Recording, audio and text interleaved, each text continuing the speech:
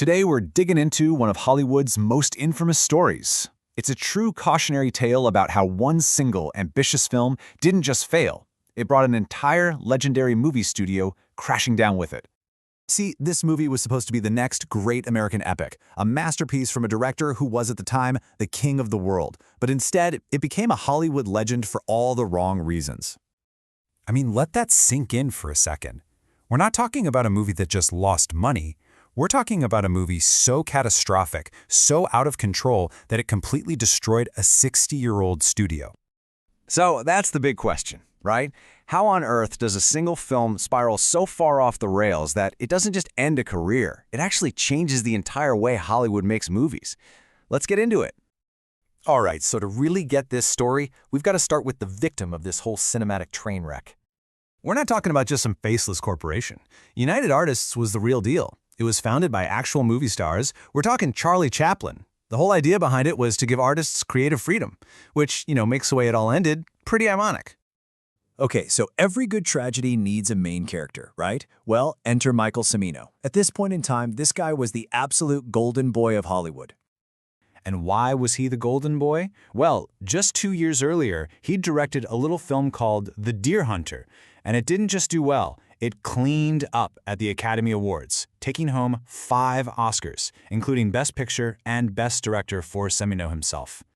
So after that win, Cimino wasn't just a hot director. He was seen as a genius, a true visionary. Hollywood basically thought he could do no wrong. He had a blank check, creatively speaking. He held all the cards. And what do you do when you have that kind of power? You go all in. Cimino decided to cash in all his Hollywood capital to make his ultimate passion project, a massive Western called Heaven's Gate. And he took it to the most artist-friendly studio in town, United Artists. And the deal he managed to get, it's just mind-blowing. He got total, absolute creative control. And get this, there was this crazy clause that said any money he spent to meet the deadline wouldn't technically count as going over budget. It was basically a permission slip to spend whatever he wanted with zero consequences. So, you give a perfectionist a blank check and no one to tell him no. What could possibly go wrong? Well, pretty much everything. Cimino's drive for his perfect vision quickly spiraled into pure obsessive excess. His directing style became so authoritarian, so demanding of total control over every single detail that his own crew came up with a nickname for him. And, let's just say it was not a compliment. The stories that came from this movie set are just insane. We're talking over 50 takes for a simple whip crack, tearing down a perfectly good set just to rebuild it a few feet wider. But my favorite story? The production went on for so long that one of the actors, John Hurt, literally left, went off and filmed an entire other movie, the Oscar-nominated The Elephant Man, and then came back to finish his scenes. It was complete madness. So all this perfectionism, all these delays, it led to this absolutely staggering number. By the end, Cimino had shot 1.3 million feet of film. To give you some context, that is about 220 hours of footage. That's like binge-watching a TV show for 9 days straight, for just one movie. So after years of chaos, millions of dollars down the drain, and all the on-set drama, the film was finally finished.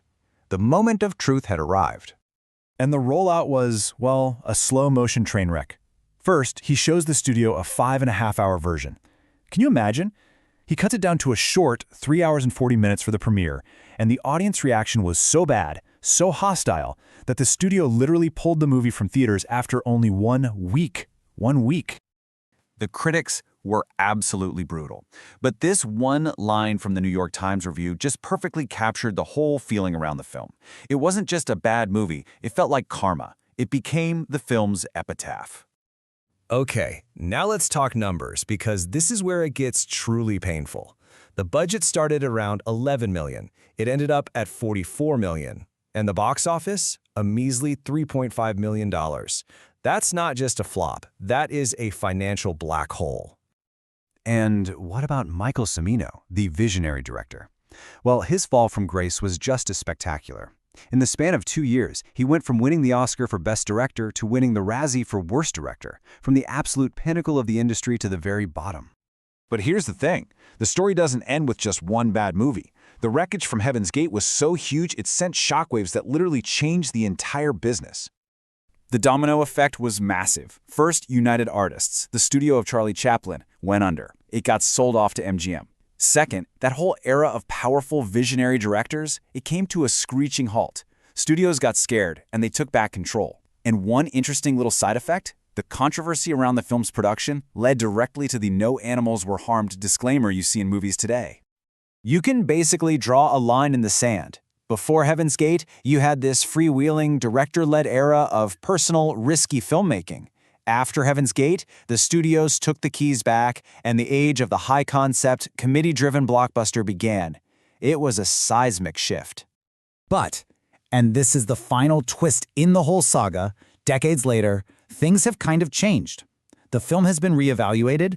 A lot of critics and filmmakers who've seen the full, restored director's cut now call it a masterpiece. Which leaves us with this really fascinating question.